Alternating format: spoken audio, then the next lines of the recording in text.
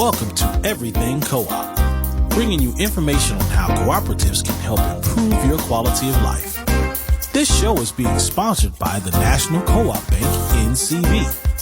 The NCB is dedicated to strengthening communities nationwide for the delivery of banking and financial services for the nation's cooperatives, their members, and other socially responsible organizations. For more information on the power of community ownership, visit ncb.coop. That's ncb.coop. Now stay tuned for your host, Vernon Oakes. Welcome, everybody. This is Vernon Oakes. Welcome to Everything Cooperative. This day we have the fourth recipient of the Co-op Hero, the Co-op Hall of Fame, with us today, Karen Zimbelman. Good morning, Karen. Good morning, Vernon. And how are you today? I think I'm coming down back on Earth after the Hall of Fame ceremony last week. It was quite an event for me. I've looked at it. I was not there, which is unusual, but I'm still really concerned about going out with COVID. So I chose to skip it. I'm sorry I missed you and the other recipients. It looked like you all had a good time. We did. Absolutely.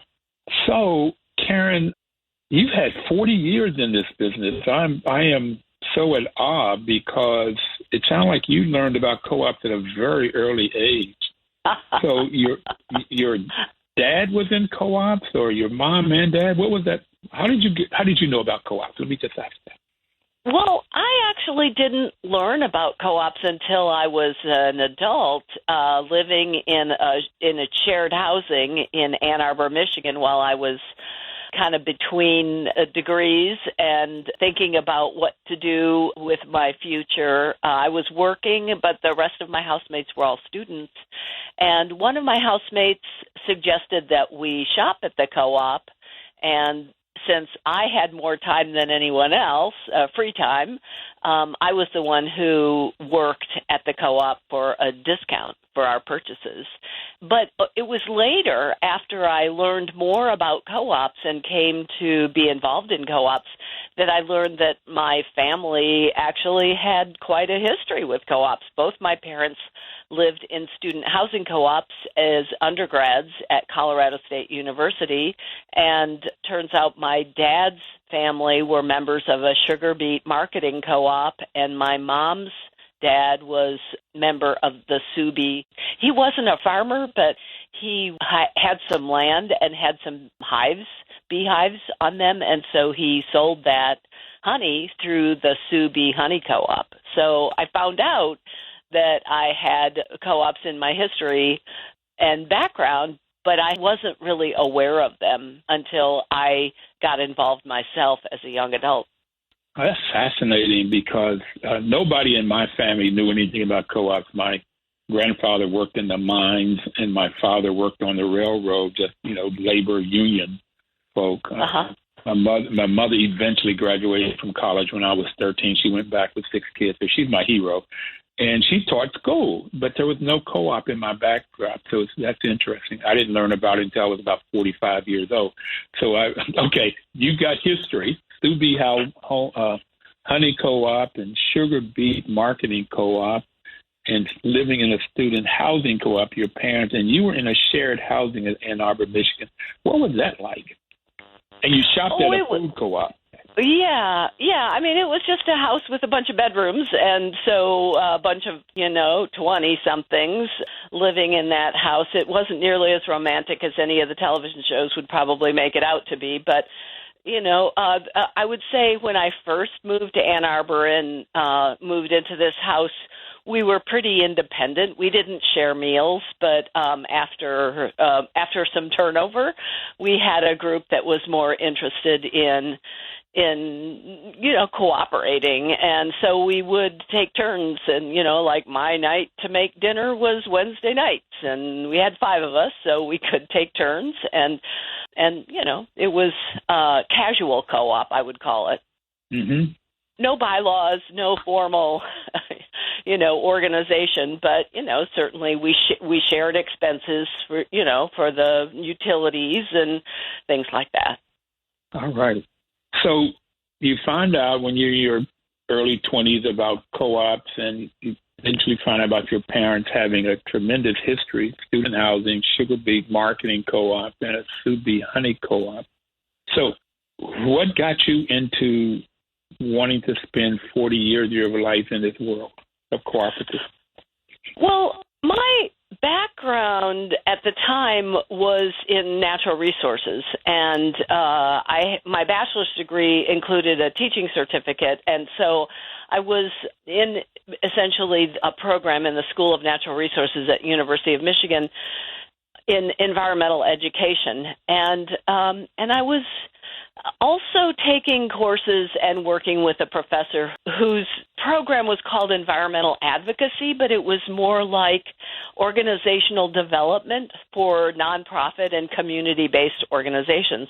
So I kind of straddled that fence, and I got to the point in terms of environmental issues where I kind of wore down on the message being mostly negative about what not to do and about the bad things that are happening in our world. This is the 70s, so it was the only positive message we really had at that time about the environment was recycling.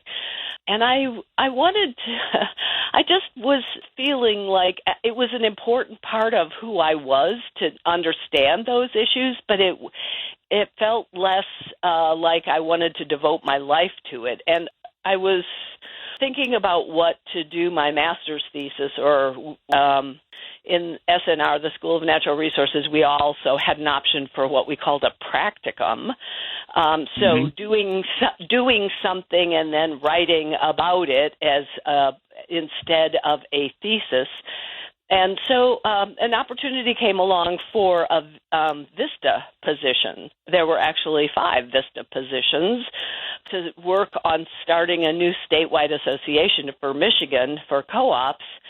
And, I had become a little aware of co-ops, and so I thought that sounded interesting. So I decided to do a VISTA year and make that project be my practicum for my degree, and that's kind of how I got launched on that path.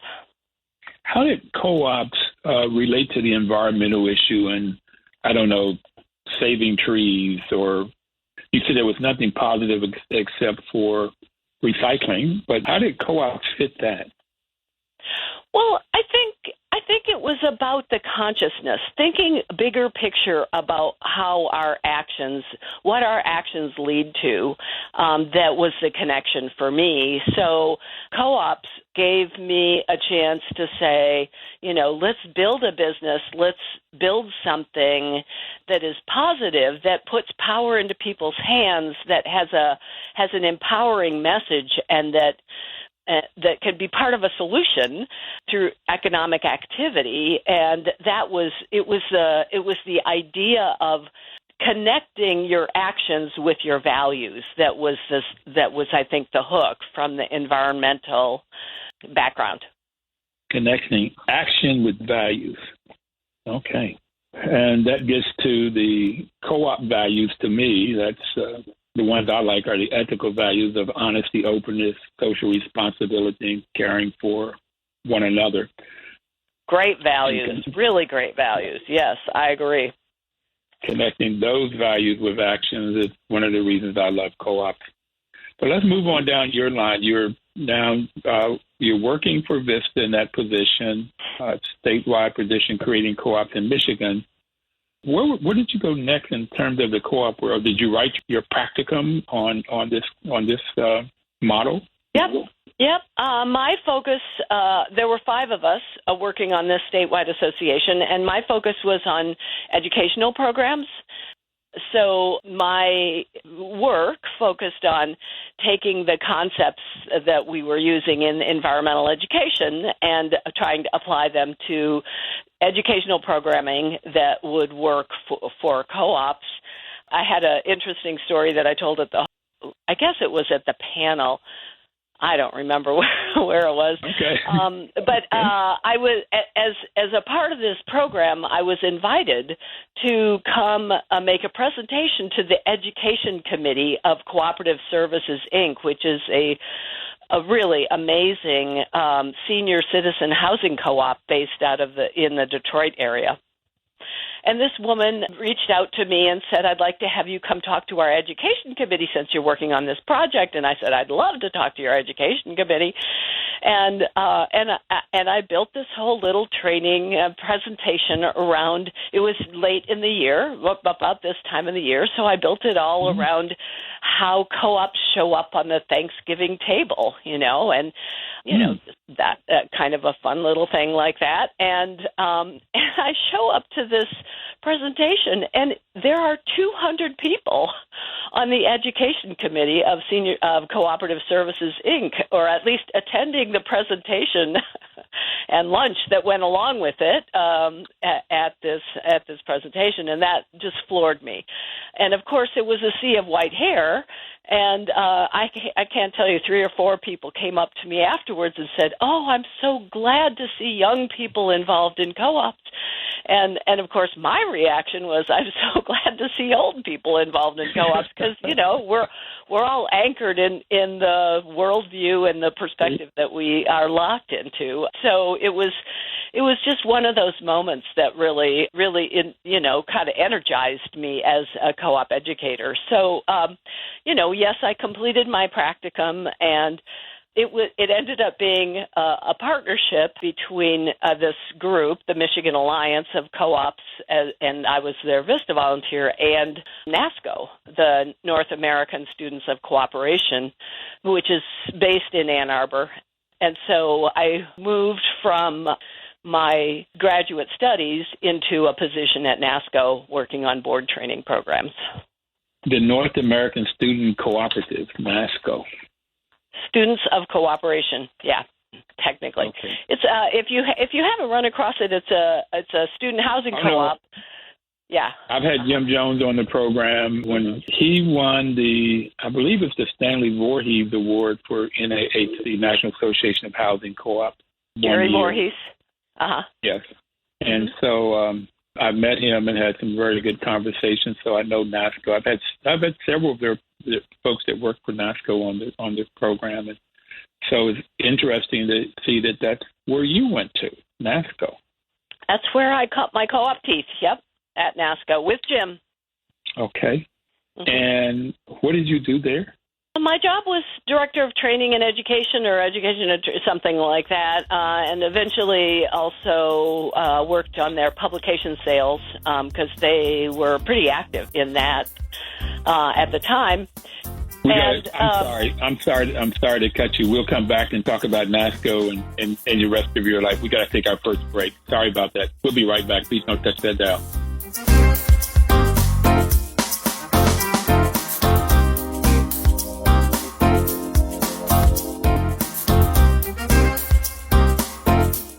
Welcome back, everybody. This is Vernon Oaks, and the program is Everything Cooperative. We have Karen Zimbelman on the show with us this morning. She's the 4th participant. She was inducted into the Hall of Fame this past week, the Cooperative Hall of Fame. And we're going over her history, and we were early in her life. Now she's working with the North American Students of Cooperative, NASCO. She's a educator. And by then, you've gotten your master's degree? Yep. Yeah, my master's was behind me, and NASCO actually was very involved in the lobbying efforts to enable the National Consumer Cooperative Bank, your main sponsor, now known as NCB. And so they had gotten a small grant from NCB at the time to develop a board training program to train boards of directors about their roles and responsibilities. And because at the time there was no association for food co-ops, and the sort of closest thing to a sort of a home base for a lot of food co-ops since they were located mostly in college towns and near campuses.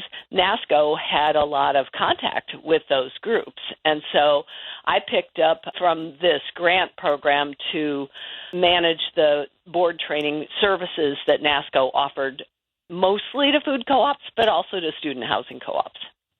So you got your degree in environmental, and you could teach school too. So Yep. Education and environmental studies is what you were mainly interested in, and you end up working with co-ops because the actions connected with the value. Oh, I love that. I gotta quote you on that one.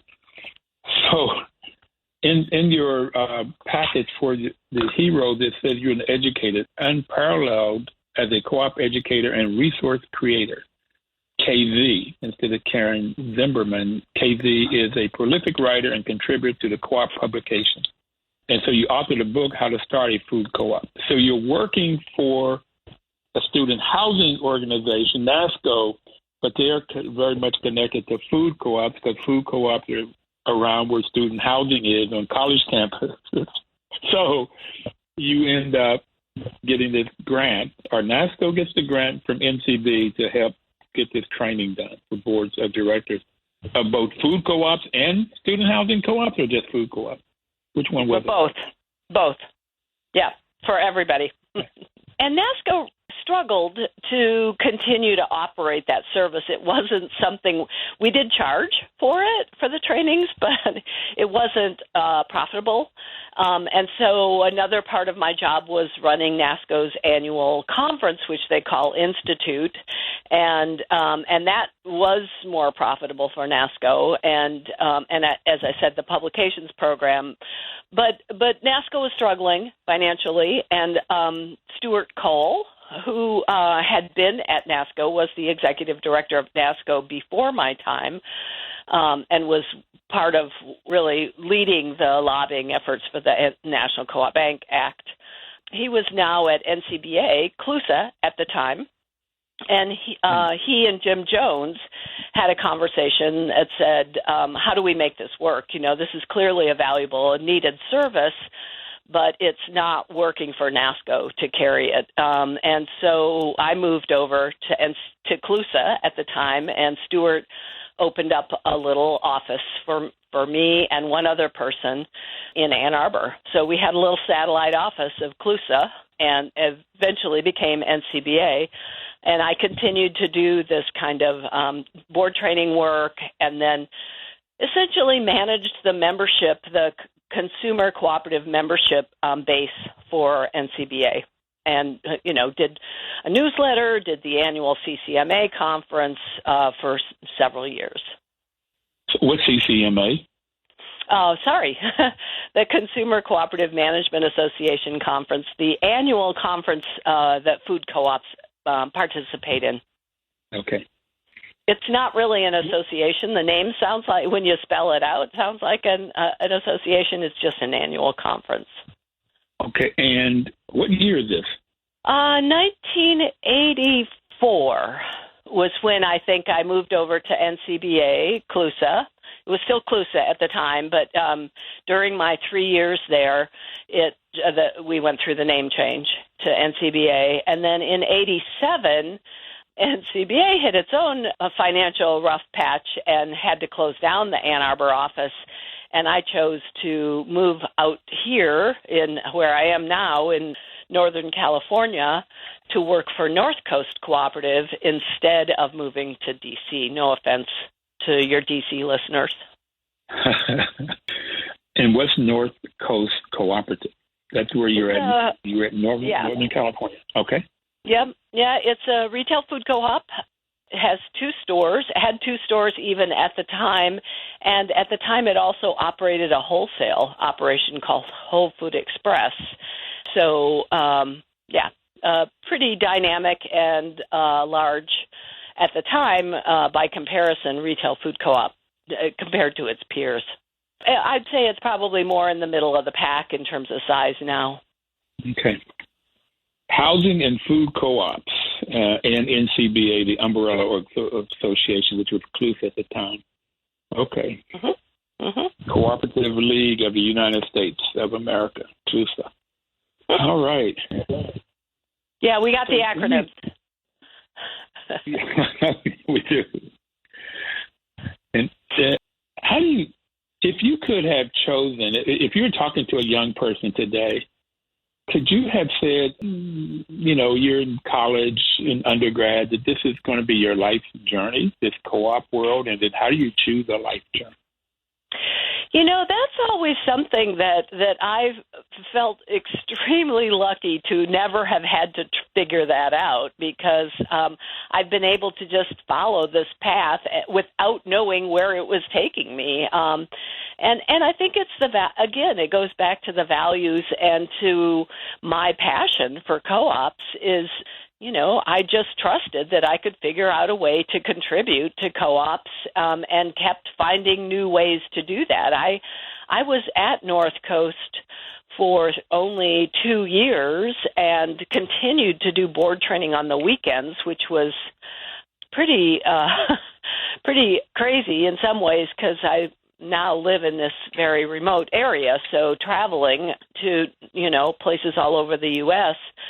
to do a Saturday training session and flying back home on Sunday and then going to work on Monday morning, it was quite an endeavor. But, after I left North Coast Co-op, I just started doing different consulting projects and, had made enough connections in the co-op world that I could reach out to someone like William Nelson, who was at CHS at the time, and say,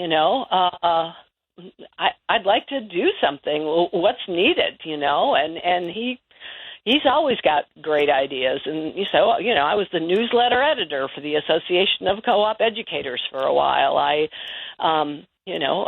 did some consulting projects for co-ops on researching different structures as they were growing and doing some research for their board of directors or, things like that, as well as the board training. So I just patched things together.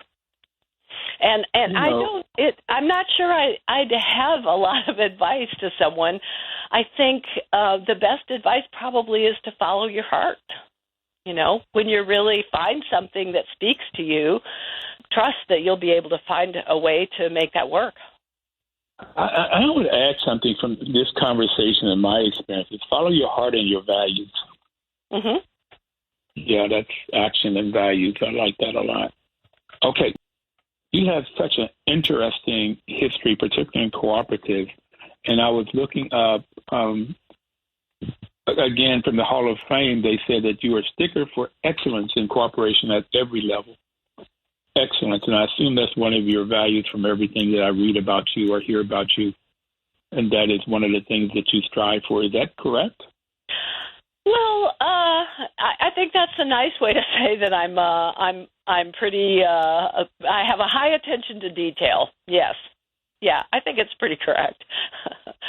CDF has a great way of putting a positive spin on all of your characteristics. Well, I like that high attention to detail. And with that detail, we have to take our second break. And I want to come back and finish up talking about your history maybe in the next segment. And then I want to go into future, particularly coming out of this pandemic or these pandemics I have it, not just COVID, but get into the future and where you see co-ops there and what role you're going to play in that. So we will be right back. Everybody out there, please don't touch that dial.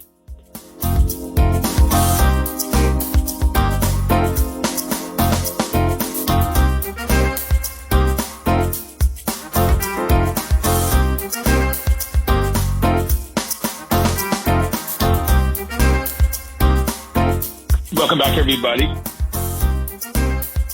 This October, Karen, KZ, we have been airing this show for 8 years. And National Co+op Bank, as you said earlier, has been our sponsor for those 8 years. NCB's mission is to support and be an advocate for America's cooperatives and their families and their members, especially in low-income communities, by providing innovative financial and related services. And you mentioned earlier that NCB gave a grant to NASCO to help develop the training for food co-ops and those student housing co-ops. NCB also, when I was with National Association of Housing Co-ops, gave a grant for us to develop some training for housing co-ops, particular affordable housing, limited equity co-ops. So NCB is out there, been in the front, really working for cooperatives and their members. So I really like Chuck and the folks, Chuck Snyder and the people at NCB. So many wonderful people that, I 100% agree. They have a mission, and they put their actions with their values and the values of cooperation. So, yeah, they're just a great group of people to work with.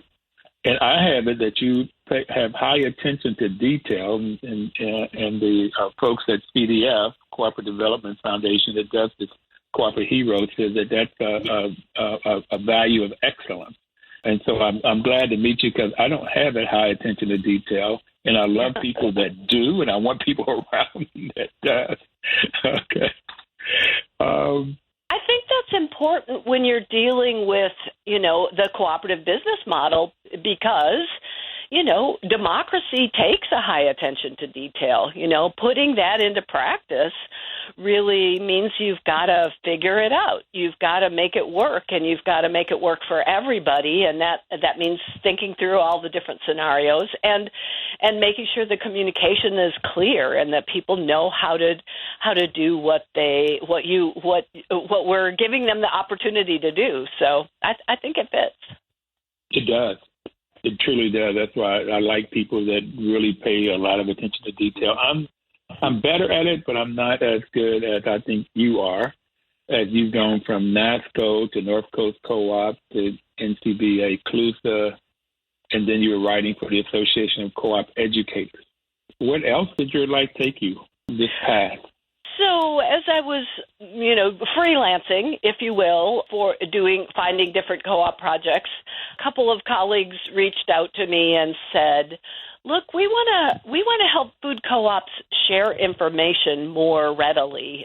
In those days, co-ops are growing and they're trying to figure things out, but they're each doing that individually, and they would reach out to their peers by looking at a directory of co-ops and sending out letters that said, could you send us a sample of your marketing director's job description, or can you send us a sample of how you, do X, Y, Z, or your procedures for receiving, or whatever it might be. This is pre-internet, or early days of the internet, not pre-internet, of course, that long predates all of our experience with it, but before it was public, really widely available. And so it was in the late 90s that they reached out to me and said, we want to start this association that can make it easier for co-ops to share it, food co-ops to share information. And so we launched it, and I was I was a contractor, but we just, functionally the executive director on a quarter-time basis to this group called Cooperative Grocers Information Network, later CGIN, Cooperative Grocers Network. And, we had listservs, and we had, a resource library online, and people started submitting items, and they were members, and, it was it really transformed our ability to be connected and to operate as a network and support one another. So it sounds like you're doing principle 5 and 6. 5 is education, information, and training, and 6 is cooperation among co-ops. Yep. So co-ops are training each other. Right. Mm-hmm. Yeah. And shortly coming out of that, there was the conference I mentioned earlier, the CCMA conference, where John Mackey, who was the founder and CEO at the time of Whole Foods, he was a keynote speaker, and he made a presentation to this group. It was at that time the conference was pretty small. I would say probably no more than 150, 200 people, and so it was a smallish room in a hotel. And he said, "Oh, co-ops are just so cute. That's really nice, but be prepared because we're on an aggressive growth path." And that set people back a little bit. I would say there were exceptions, of course, but for the most part, I would say in our food co-op community, the mindset was not how are we competing, what is our market share, how are we showing up in the U.S. grocery market, but, thinking more individually at the local level. And that really challenged people to think bigger about what co-ops meant in the aggregate and what our power was in the aggregate and what the effect might be on us with this aggressive growth strategy being deployed by Whole Foods. And that encouraged small groups of regional food co-op managers to start working together more closely. We called them Regional Cooperative Grocers Associations at the time, and then I was involved in helping start the one in the Pacific Northwest, the one in California, and eventually supported another one in the Southwest as well. So kind of putting all these things together as a contractor for the most part. So he lit the fuse, huh? I heard that he had said that he was going to take over food co-op, that there were no longer who was going to take them over. He was going to take over our markets for sure. Yeah. Okay. So he lit the fuse, and you all started with the regional. And then how did National Co+op Grocers come about? So there were about 6 to 9 of these regional groups at various stages of organizing, one in the Northeast and one in the Southeast and several in the Midwest and the 3 out West.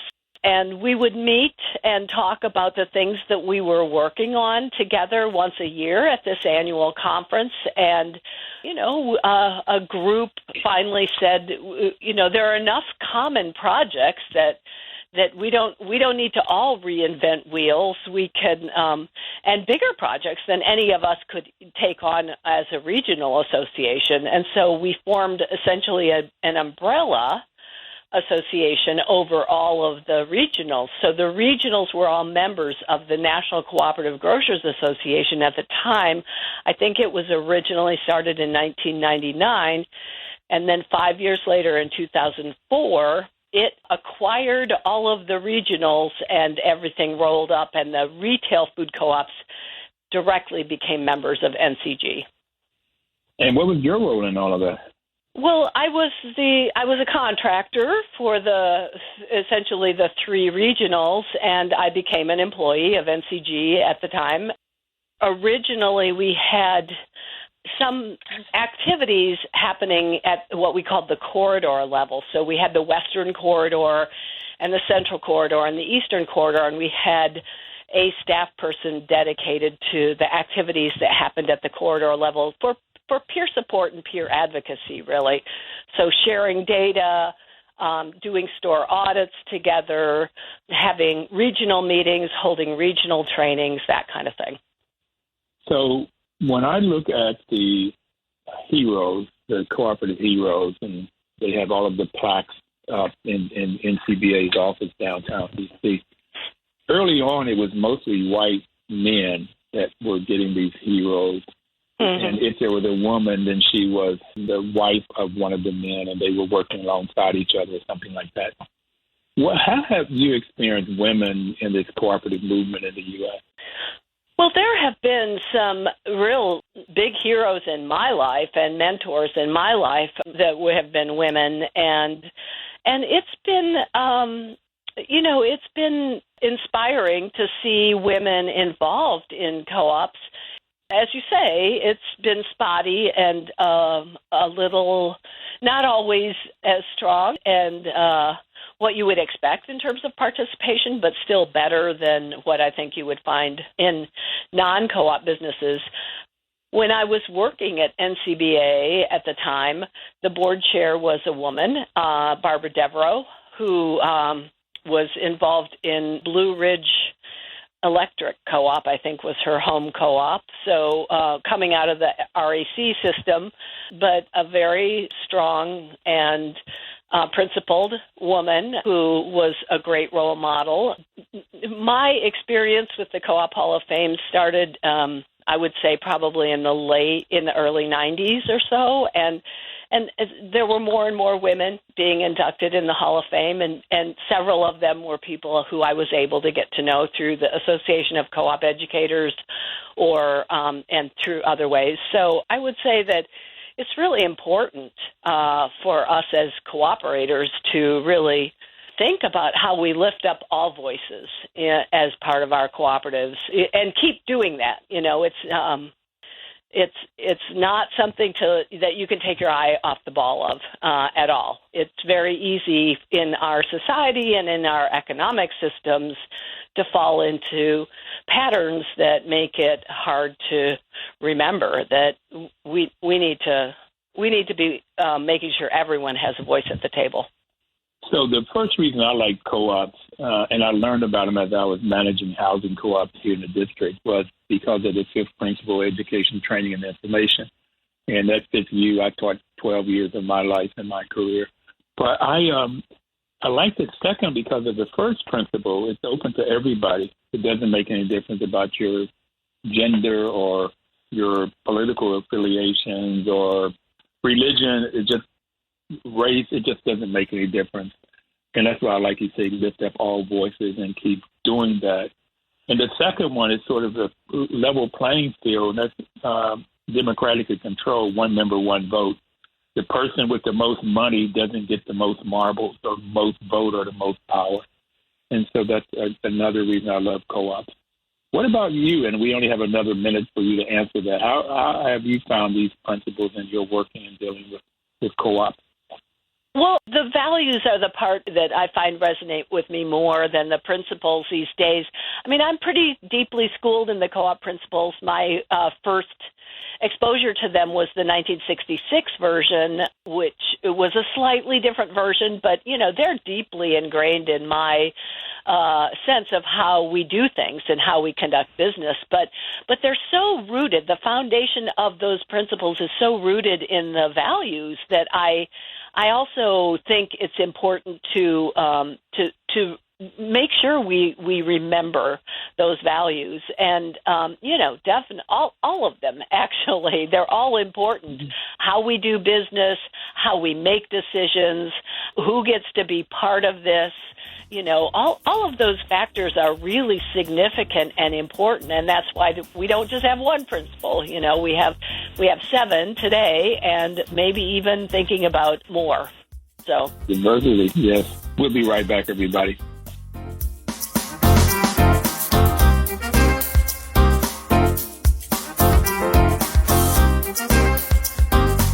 Your news talk station.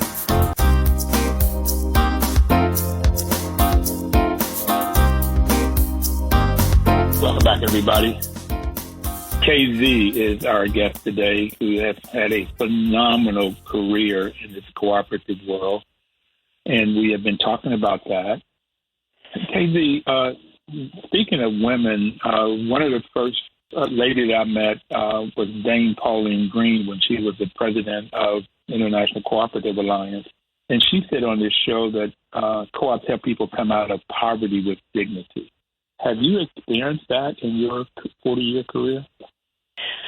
I've witnessed it more tangentially, honestly, Vernon, than I have experienced it personally. I recognize that is the power of co-ops and that is what co-ops have done. For instance, my husband managed and started 2 worker co-ops, cleaning services, so janitors in the local area where I am. And definitely, you know, those are people who, those members, those co-op members, were not people who had access to a lot of privilege or were on a path, most of them, to a comfortable lifestyle, but because of the co-op and the way the co-op was structured, not to be paying an owner a profit, but to be sharing the profit among all the members, they are today the best paid janitors in the county. And, you know, really did exactly what Dame Pauline describes. NCBA, CLUSA has been involved in international development projects that really live that and put that into action every single day. I mean, the work they did in India for decades is just remarkable. They're not in India anymore, but the work they're doing in so many other countries around the globe really makes an enormous difference in the daily lives of their members. For my work, I would say, working in U.S. food co-ops that got started in the natural foods business, I would say it would be hard to make the argument that our co-op, the impact that our co-ops are having is moving people out of poverty into a reasonable lifestyle. But I do think that what we have done is transformed the food industry and made it one that is less industrial and less focused on the agricultural, industrial complex and more conscious about what we are putting in our bodies. So you said lift up all voices earlier and keep doing that. One of the things in this dignity I found is when you give people voice, whether it's those janitors or in India, there's this IFCO that NCBA started, the largest fertilizer company in India. And I don't think it's the largest fertilizer company in the world, but it might be huge. And so I have witnessed, like real time with particularly these affordable housing co-ops where people get voice through that fifth principle of education, training, and information, and then having autonomy and independence and a member economic participation. That's the one you're talking about, the finances. They end up having a salary plus split the profit or decide how they're going to split the profit. So, yeah, all of that, I found that to be so beneficial. And one of the reasons that NCB is, and we started this radio show to tell people about co-ops and your life story. So with that, and given that we are in COVID, hopefully coming out of COVID, we're in climate change, and that's your original issue. I have it about 4.8 million people around the world died from COVID in a year and a half. But a new study came out that said about 5 million people a year additional people die from climate change and all of the problems that has.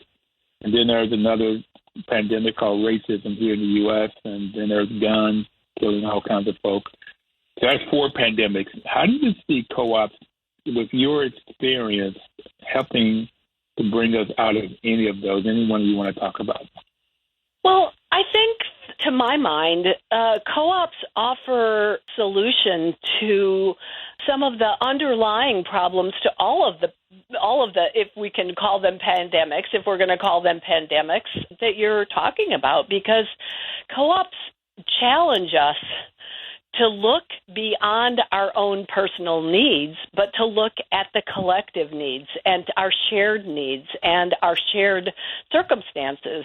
And it's not an everyday part of how we operate when we go shop at the grocery store or we go, move into our housing unit, but we learn as co-op members that it's not just me. I'm not the owner here. It's not a singular ownership experience. It's a shared ownership experience.